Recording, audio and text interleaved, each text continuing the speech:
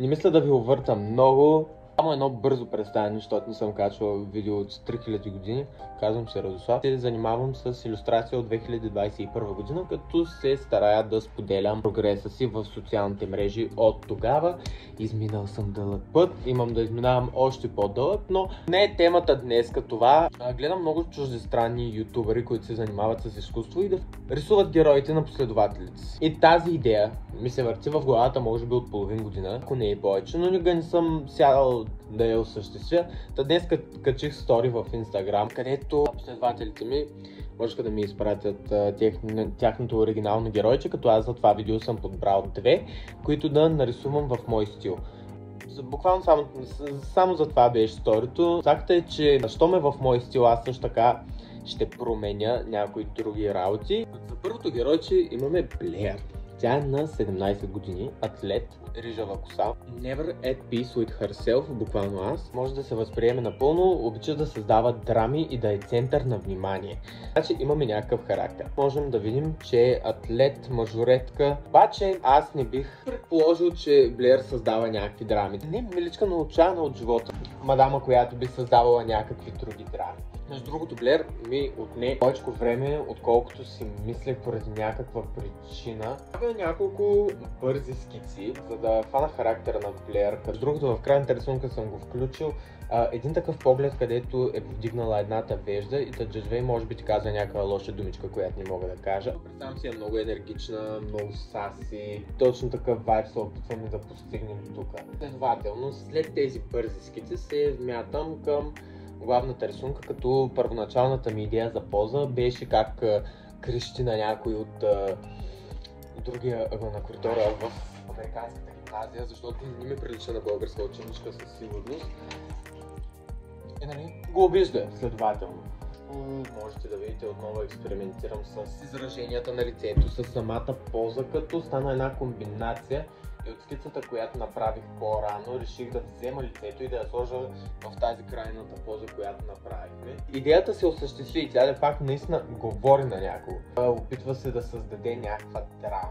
Исках да има някакво движение. Дясната е ръка, честно казвам, твърде много ма домързя. Ще ми процес на рисуване, става така, че искам да направя едно нещо, домързя, ама да го направя, става съвсем друго.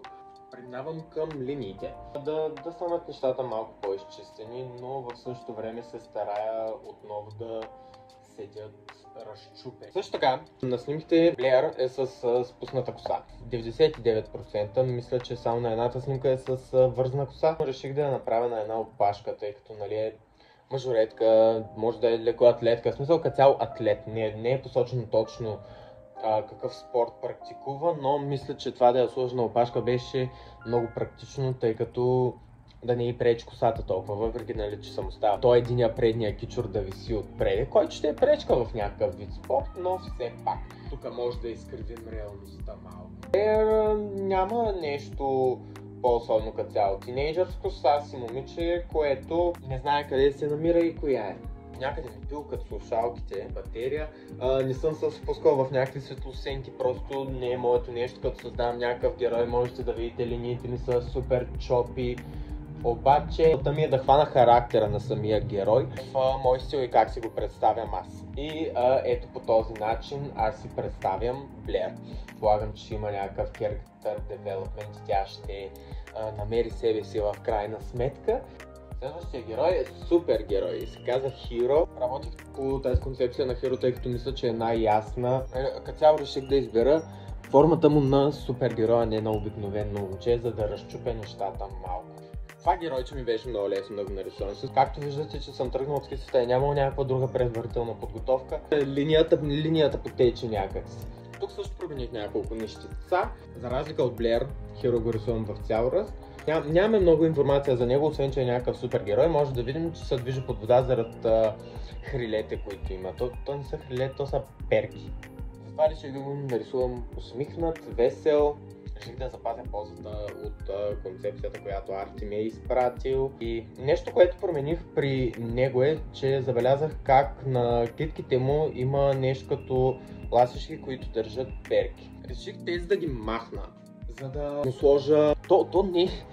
За да му сложа един вид перки между пръстите, за да се получи като педалси, защото като цяло няма да е, ако той наистина е някакъв герой, който трябва да нещо имам в окото. Не съм възпали пак. Като го гледаме, предполагаме, че е герой, който плува много под вода.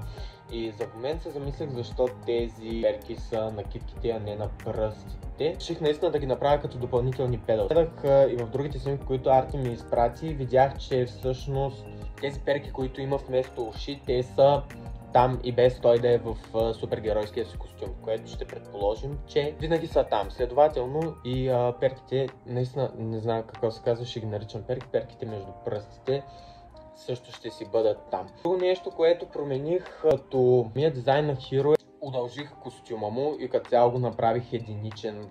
Тук може би трябва да спомена, че съм бил пловец. Както виждам, че блузката му, която Арти е нарисувал, тя е до лакътя. Съм бъде малко студент. Целта на този тип водолазни костюми е да ти пазят топло, ако се гмуркаш на някаква много дълбока дълбочина.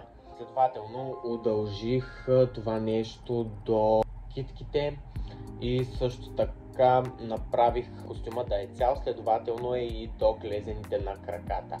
Няма да му слагам плавници, нали все пак е супергерой. Няма да винаги да вървим по пътят на логиката. И другото, което промених, са цветовете. Не са толкова вибрантни, колкото на Арти. Много ми хареса, че той като цял си е с една бледа кожа, което е логично за супергерой риба, защото нали не се излагаш на много директна слънчева светлина. Другата модификация, която направих от раницата, това, което направих аз, е за през рамките на самата раница да сложа същия цвят от самата раница. Концепт арта на Арти не си се личи много, смисъл аз се досетих, защото той е сложил и самата рисунка на раницата. Изглежда така, се едно раницата се увива и върху врата му, а не само върху раменете. Мисля, че този зелен такъв цвят много добре се съвпасна, че го добавих на през рамките и също така на тази долната окраска на костюма. Да, поиграх се доста с цветовете като цяло. Отново не е един от най-завършените варианти. Но мисля, че се получи много добре и като цяло за това видео съм избрал само тези двете геройчета. Не исках да се направя много с повече. Надявам да ви е харесало и да сте научили нещо. Нещата, които казвам, имат логика в моята глава. Имам още геройчета, които са ми изпратени от мои последователи в Instagram, които трябва да прегледам.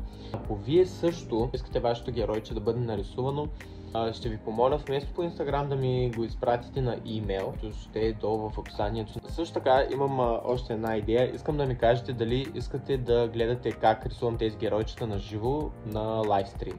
Но да си припомним, нарисувахме Блер, нарисувахме и Хиро.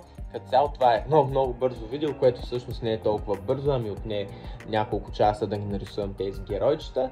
Беше едно много хубаво упражнение за концепт арт. Или ще се видим след няколко дена или другата седмица, или ще се видим след половин година. От двете, зависи дали ще е от YouTube пространството или не. Социалните ми мрежи, които използвам, отново ще са долу в описанието, така че следете за апдейти. Ай, чао!